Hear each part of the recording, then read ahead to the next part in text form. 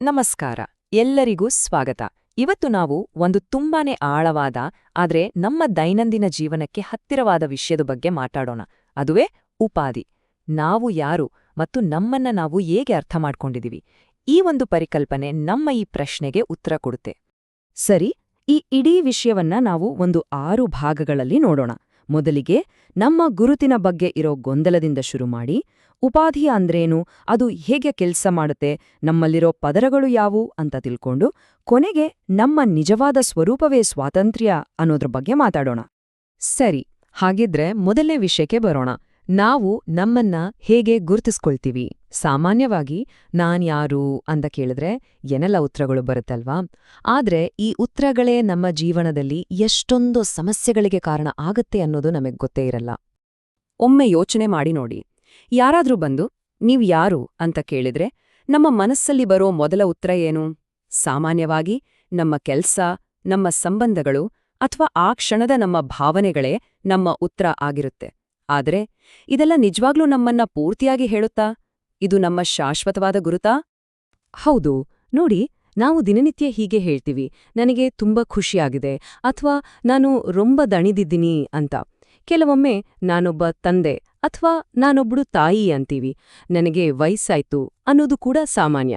ಆದ್ರೆ ಗಮನಿಸಿ, ಈ ಸಂತೋಷ, ಈ ಸುಸ್ತು, ಈ ವಯಸ್ಸು ಇದೆಲ್ಲ ಕಾಲದ ಜೊತೆ ಬದಲಾಗುತ್ತೆ. ಹಾಗಾದ್ರೆ ಈ ಎಲ್ಲಾ ಬದಲಾವಣೆಗಳ ನಡುವೆ ಬದಲಾಗದೆ ಇರೋದ್ಯಾವುದು? ಸರಿ, ನಮ್ಮ ಗುರುತಿನ ಬಗ್ಗೆ ನಮಗಿರೋ ಈ ಗೊಂದಲವನ್ನ ವೇದಾಂತ ಒಂದು ಅದ್ಭುತವಾದ ಪದದಿಂದ ವಿವರಿಸುತ್ತೆ. ಆ ಪದವೇ ಉಪಾಧಿ. ಉಪಾಧಿ ಅಂದ್ರೆ ಏನು? ಸಂಸ್ಕೃತದಲ್ಲಿ ಉಪ ಅಂದ್ರೆ ಹತ್ತಿರ ಅಂತ, ಧೀ ಅಂದ್ರೆ ತನ್ನ ಗುಣಗಳನ್ನ ಇನ್ನೊಂದರ ಮೇಲೆ ಹಾಕೋದು. ಸರಳವಾಗಿ ಹೇಳೋದಾದ್ರೆ, ಒಂದು ವಸ್ತು ತನ್ನ ಪಕ್ಕದಲ್ಲಿರೋ ಇನ್ನೊಂದು ವಸ್ತುವಿನ ಗುಣಗಳನ್ನ ತಾನು ಪಡ್ಕೊಂಡ ಹಾಗೆ ಕಾಣೋದೇ ಉಪಾಧಿ. ಮುಖ್ಯವಾಗಿ ಇದು ಕೇವಲ ಒಂದು ತೋರಿಕೆ, ವಾಸ್ತವ ಅಲ್ಲ. ಈ ಕಾನ್ಸೆಪ್ಟ್ ಅರ್ಥ ಮಾಡ್ಕೊಳ್ಳೋಕೆ ಒಂದು ಸಣ್ಣ ಉದಾಹರಣೆ ತಗೊಳ್ಳೋಣ. ಒಂದು ಪಳಪಳ ಹೊಳೆಯೋ ಯಾವುದೇ ಬಣ್ಣ ಇಲ್ಲದ ಶುದ್ಧವಾದ ಸ್ಫಟಿಕವನ್ನ ಕಲ್ಪಿಸ್ಕೊಳ್ಳಿ. ಇದು ನಮ್ಮ ನಿಜವಾದ ಸ್ವರೂಪ, ನಮ್ಮ ಆತ್ಮ ಅಂತ ಅಂದ್ಕೊಳ್ಳೋಣ. ಏಕ್ದಂ ಪರಿಶುದ್ಧ. ಈಗ ಆ ಸ್ಫಟಿಕದ ಪಕ್ಕದಲ್ಲೇ ಒಂದು ಅಚ್ಚ ಕೆಂಪು ದಾಸವಾಳ ಹೂವನ್ನಿಡೋಣ. ಇಲ್ಲಿ ಈ ಕೆಂಪು ಹೂವೇ ಉಪಾಧಿ, ಅಂದ್ರೆ ನಮ್ಮ ದೇಹ, ಮನಸ್ಸು, ಭಾವನೆಗಳ ತರಹ. ಹಾಗಾದ್ರೆ ಏನಾಗುತ್ತೆ ಈಗ?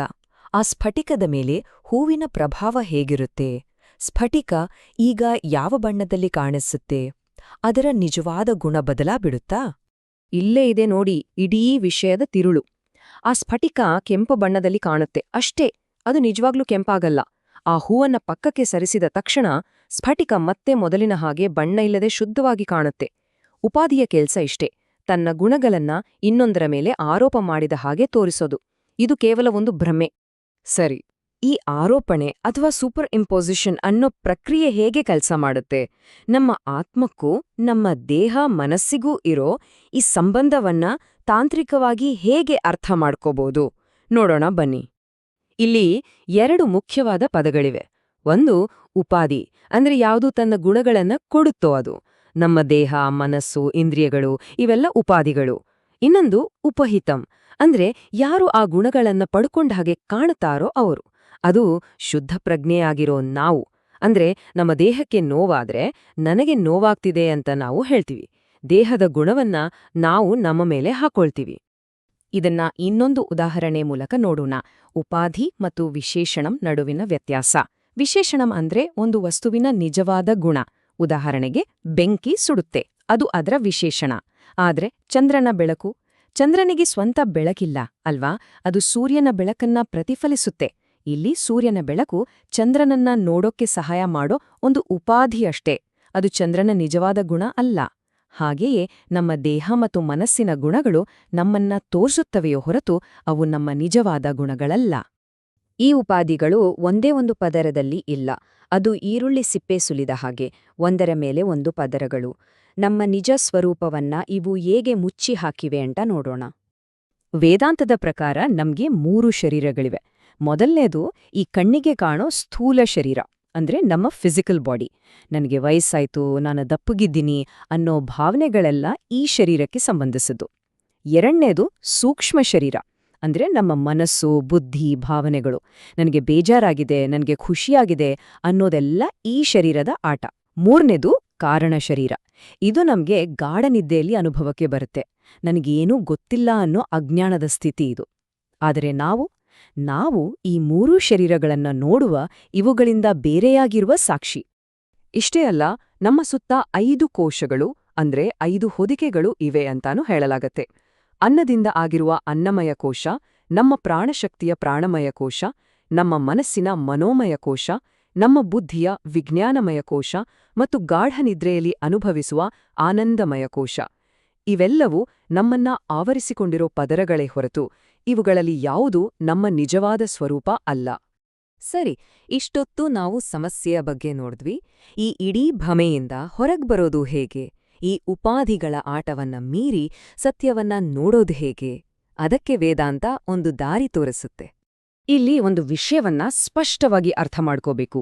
ಗುರಿ ನಮ್ಮ ದೇಹವನ್ನಾಗಲಿ ಮನಸ್ಸನ್ನಾಗಲಿ ನಾಶ ಮಾಡೋದಲ್ಲ. ಅದು ಸಾಧ್ಯನೂ ಇಲ್ಲ, ಅವಶ್ಯಕತೆಯೂ ಇಲ್ಲ. ಬದಲಿಗೆ ಈ ಉಪಾಧಿಗಳೇ ನಾನು, ಇವುಗಳೇ ನಿಜ ಅನ್ನೋ ಒಂದು ಆಳವಾದ ನಂಬಿಕೆ ಇದೆಯಲ್ಲ, ಆ ಕಲ್ಪನೆಯನ್ನ, ಆ ಭ್ರಮೆಯನ್ನ ನಾಶ ಮಾಡೋದು. ಇದಕ್ಕೆ ಒಂದು ಅದ್ಭುತವಾದ ಅಭ್ಯಾಸ ಇದೆ. ಅದೇ ದೃಶ್ಯ ವಿವೇಕ. ಅಂದ್ರೆ ನೋಡುವವನು ಯಾರು, ನೋಡಲ್ಪಡುವ ವಸ್ತುಗಳು ಯಾವುದು ಅಂತ ಬೇರ್ಪಡಿಸಿ ನೋಡೋದು. ನಮ್ಮ ದೇಹ, ನಮ್ಮ ಯೋಚನೆಗಳು, ನಮ್ಮ ಭಾವನೆಗಳು, ಈ ಇಡೀ ಪ್ರಪಂಚ, ಇದೆಲ್ಲವೂ ದೃಶ್ಯ ಅಂದ್ರೆ ನೋಡಲ್ಪಡುವ ವಸ್ತುಗಳು. ಇವು ಸದಾ ಬದಲಾಗ್ತಿರ್ಲಿರ್ತವೆ. ಆದ್ರೆ ಈ ಎಲ್ಲವನ್ನೂ ನೋಡ್ತಿರುವ ಬದಲಾಗದ ಸಾಕ್ಷಿ ಪ್ರಜ್ಞೆ ಇದೆಯಲ್ಲ, ಅದೇ ನೋಡುವವನು. ಅದೇ ನಮ್ಮ ನಿಜ ಸ್ವರೂಪ. ಹಾಗಾಗಿ ಕೊನೆಯದಾಗಿ ನಾವು ಅರ್ಥ ಮಾಡ್ಕೋಬೇಕಾದ ಸತ್ಯ ಏನು ಅಂದ್ರೆ, ನಮ್ಮ ನಿಜವಾದ ಸ್ವರೂಪವೇ ಸ್ವಾತಂತ್ರ್ಯ. ಈ ಎಲ್ಲಾ ಉಪಾಧಿಗಳು, ಈ ಎಲ್ಲಾ ಮಿತಿಗಳು ನಮ್ಮನ್ನ ಮುಟ್ಟೋಕೆ ಸಾಧ್ಯನೇ ಇಲ್ಲ. ನಾವು ಈಗಾಗ್ಲೇ ಪೂರ್ಣರು, ನಾವು ಈಗಾಗ್ಲೇ ಸ್ವತಂತ್ರರು. ಇನ್ನೊಂದು ಸುಂದರವಾದ ಉದಾಹರಣೆ ಅಂದ್ರೆ, ಈ ಉಪಾಧಿಗಳೆಲ್ಲ ಸಮುದ್ರದ ಮೇಲಿನ ಅಲೆಗಳಿದ್ದ ಹಾಗೆ.